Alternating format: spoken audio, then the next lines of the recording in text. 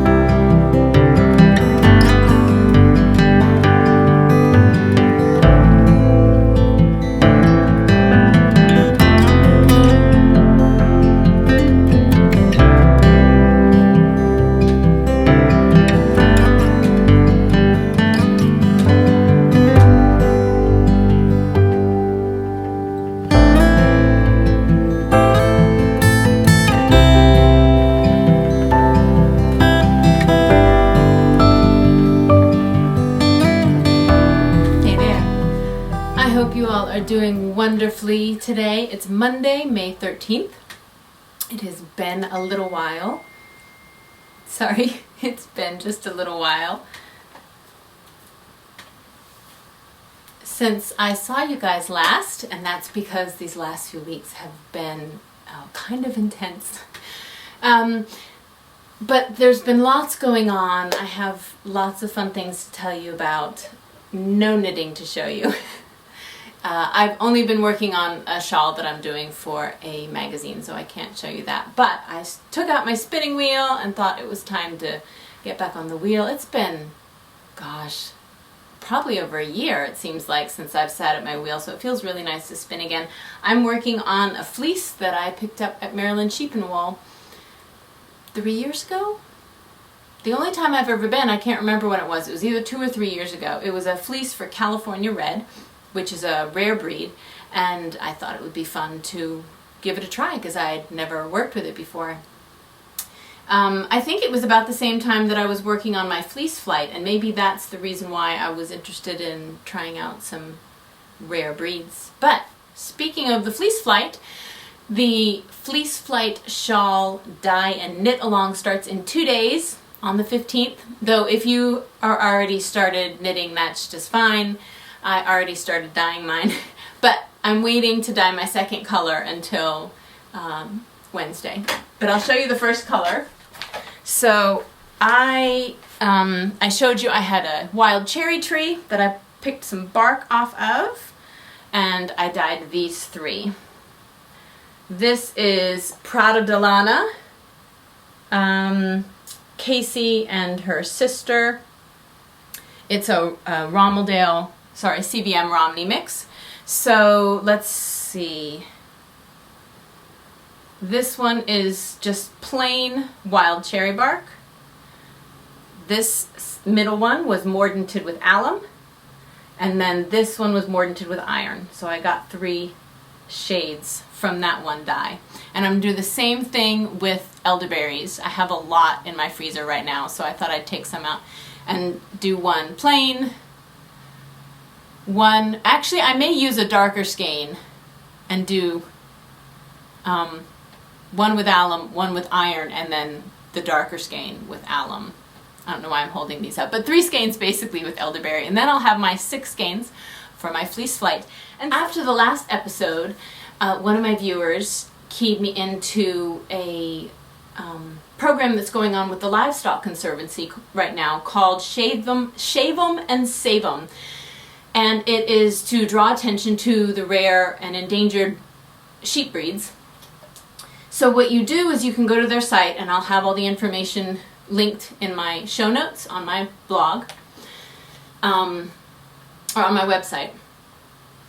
And you go in, you register, I think it's $15, and they send you a passport. So here's my Shave 'em and Save 'em passport. Inside the passport, you have the critical, threatened, watch, and recovering list of breeds in the US, and then pages for each breed where you can write down when you've purchased yarn or fleece, how you worked with it, and when you completed your project.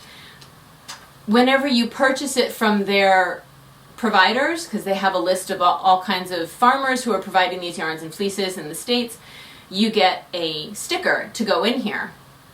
So for the Romeldale, the CVM that I have downstairs that I'm going to make a part of this fleece, I will be able to get a sticker to go here. Once you've completed so many, a certain number of projects, you can win things from the Livestock Conservancy. But really it's about experiencing and working with the rare and endangered breeds, and helping to preserve them by purchasing things from the farmers who raise them. So anyway, if you're interested, if you're going to be doing the fleece flight dye and knit along, and you're working at all with the rare and endangered breeds, this is a really cool program to be a part of. It's a cool program anyway, but it connects with the fleece flight knit along. So, and they sent me a little enamel pin. I don't have that here with me, but a little enamel bag pin to go with it. So yeah, I do know that Amanda from Prada de Lana still has some kits. If you're interested in getting a kit from her for the whole shawl, or if you're interested in just purchasing a skein or two of a specific breed, I do know she still has some of those available. It was a really beautiful day outside, so I decided to head out into the garden and pick some peach leaves so I could make a peach tincture. It's one of my favorite tinctures, and I use it almost daily. It's my favorite thing to take right before bedtime to get my brain to calm down so I can sleep a little deeper. And it's my favorite remedy for when I get stung by bees. I learned about it when I was first pregnant as a way to help cool me down when I was feeling nauseous. I'll put a link in the show notes to one of my favorite herbalists' writings about peach, so you can learn a little bit more.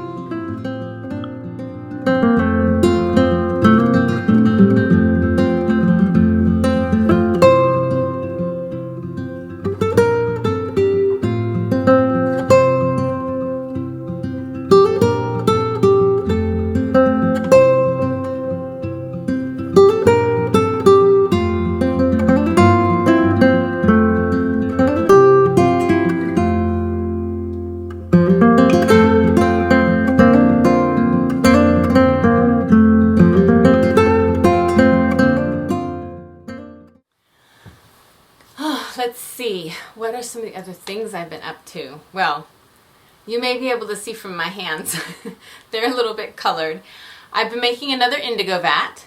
I had a little mishap with my last one. It was so perfect. It was turning out the most beautiful blues. I wasn't having to rinse it much at all in the end. A lot of times when you're dyeing with indigo, after it cures and you give it a rinse, it's like you have to rinse it 5-6 times to get that extra indigo from the surface off. And this wasn't, I was all bonded really beautifully. And so, okay, so what's happened in the last few weeks? And I'm not complaining, I'm just stating the facts. In the last couple of weeks, we've had 2 family members undergo 2 major surgeries on the same day. We had to call the paramedics for one of my kids. They're fine. Everything's good. My porch collapsed. Everyone's fine. No one was hurt. But my indigo vat and my madder dye bath, which dumped off of the porch and all over the ground. I'll be getting a new porch though, so that's good. And it's going to be bigger, so I can accommodate students, which would be really cool. But we weren't planning on doing it this soon, and once I knew everybody was okay, everything was fine, because there were people on the porch, then I was really sad because my indigo vat dumped everywhere. But I did get a little bit of dyeing out of it, like 2 or 3 things, but oh, it was such a pretty color. So I've been making another one. And then after all of this, I was called into jury duty, which I actually kind of like. If it's just a couple of day trial and you get to try and figure out the mystery behind who actually did slash so-and-so's tires or whatever the case is about, I think it's kind of fun. This case, you know, I was going in pretty tired because I'd had a really, really long week with a lot of crazy things going on. And I'm like, okay, if it's just 1 day, 2 days, that's fine. Maybe I won't even get picked. And the woman who kind of organizes things and lets you know what's happening before the case comes in, and she's like, hello, everybody. I'm glad you're all here because you are all here for a very special case. And I was like, oh, no. Turned out it was a Supreme Court case in the state of North Carolina for multiple murders, a very brutal case. And they were expecting it to last at least 6 weeks. So I was like, oh God, please can I be excused? They had, I don't know, 150 or 60 people there to choose for their jury of 12 because they knew that there were going to be people who had to work, people who had, you know, to go out of town, whatever. So luckily I got excused from that case. But yeah, so that was happening also. Oh, and 2 cat emergencies. So there, that's everything that happened the last couple of weeks. I'm putting it behind me. I'm going to keep on buying some lottery tickets because I know my luck is changing. And I wanted to show you this, which I think I showed you the pillowcase already. Did I show you this? I had eco-printed it first, and then I decided to fold it up and stick it in the indigo vat. So that was fun. And then I thought, well, if I did that, why don't I do something similar in a madder vat? So I eco-printed this. Actually, I did the print and the madder at the same time. So I folded it and bundled it, and then I stuck it in a madder bath, and I simmered it instead of steaming it. So if you've been following me for a while, you may know that I usually steam my prints. And I thought, I had a class in this past couple of weeks, and I thought, well, it would be interesting to show them the difference between a steamed print and a simmered print, just to show how the look changes. So I took 2 silks that were mordanted exactly the same, and I steamed this one. I put the exact same plants on them. Hopefully you can see it all right with the sun behind it. So this one was steamed. And then this exact same plants, exact same process, except I simmered it. Can you see that difference? Basically, the prints are still crisp, but it, you know, it adds a little background detail, I guess you could say. So the simmered one is on your left, and the steamed one is on your right. Let's see if I can get that a little better.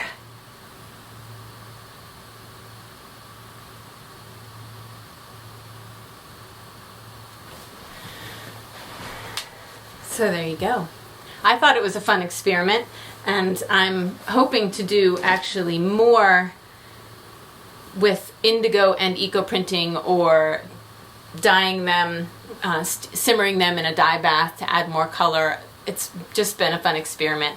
I'm also playing with, I'm doing a lot of experiments this summer to see how things change throughout the seasons, how weather changes the prints.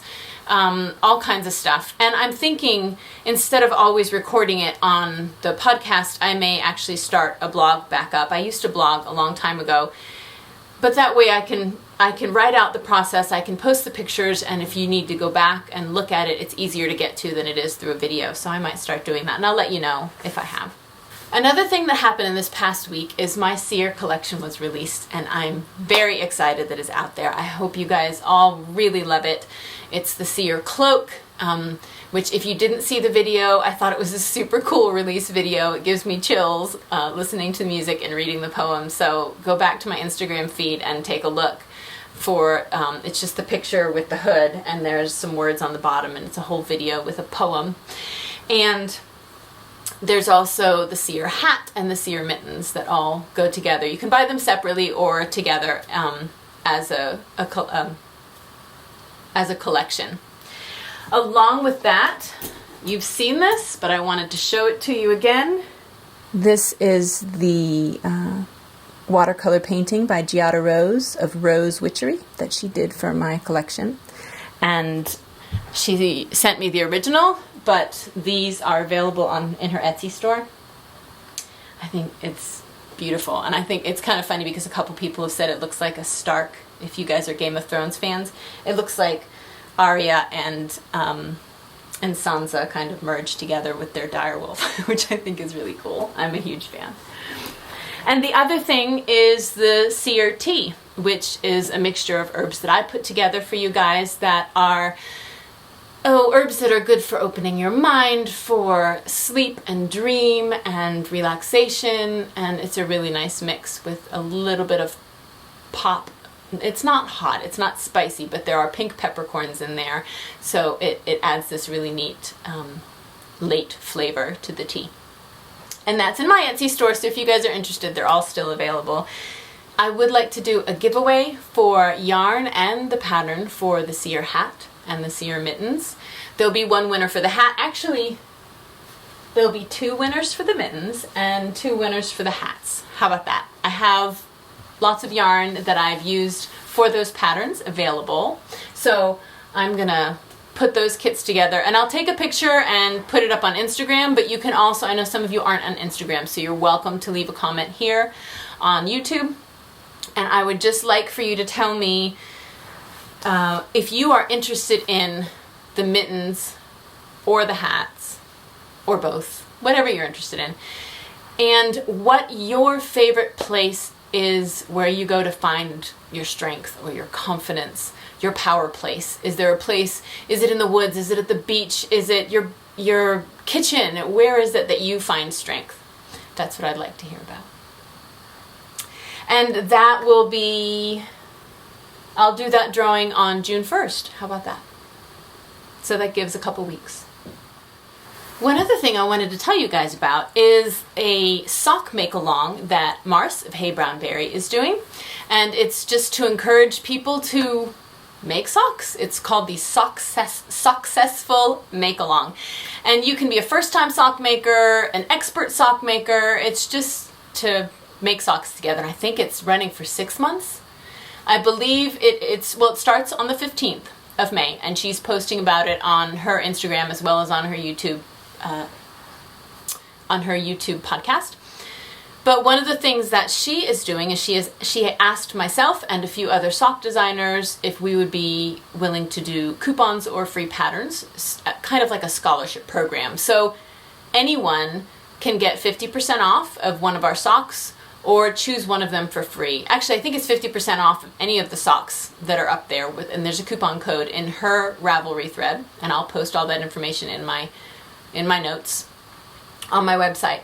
But so myself and Don Landix, Natalie of Remembrance's Pottery, Hannah-Lisa Haferkamp, and Mars are all offering 50% off of our sock patterns and one of our sock patterns for free. So if you go, you can use that code once for the free sock pattern. So if you're interested in learning to make socks, or you just want to join and knit along, or you want to get some socks on the needles, it's a fun way to do it. Oh, so for those of you who watched my podcast last time, you'll know that Leaf and I went gem mining. We went maybe about an hour from here to an area called Little Switzerland, and we went to a mine where they give you a bucket full of rocks and stuff, some from local mines and some brought in from around the world. And you go through and you find the gems, and it's called sluicing, and it's so much fun. So there were a bunch of things that were, big stones that we could have, gotten cut to make rings or whatever, and they do cutting at this mine. It's a family-run thing. They all know how to cut. And so I left behind a citrine. It's called a bright citrine, to see if they would cut it for me. And I got that back, and I wanted to show you this because it's amazing.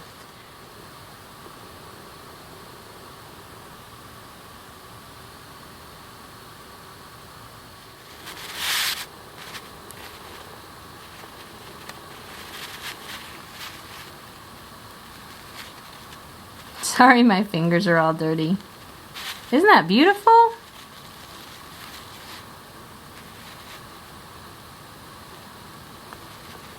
So I'm not sure what I'm going to do with it yet. I think I will probably get a pendant or a setting to put it in a pendant or something. So, yeah. That was a lot of fun. I got it on Mother's Day. Well, the day before Mother's Day, so it was a fun treat. I also wanted to say thank you so much to those of you who have signed up for my Patreon. I really appreciate it. It's just a really sweet gesture, and I appreciate the thought and, of course, the finances, because now they're helping me rebuild my porch. You didn't know you were going to be rebuilding a porch, but that's what you're helping me do. So I appreciate it. I am on Patreon. It is not it's just simply a flat fee of $2 a month. You can always donate more if you want, but it's basically just $2. And that way everyone has access to everything. Like I said, I'm hoping to start my blog again so I can talk more about the details and the science and the experiments behind the eco-printing and other stuff that I've been doing.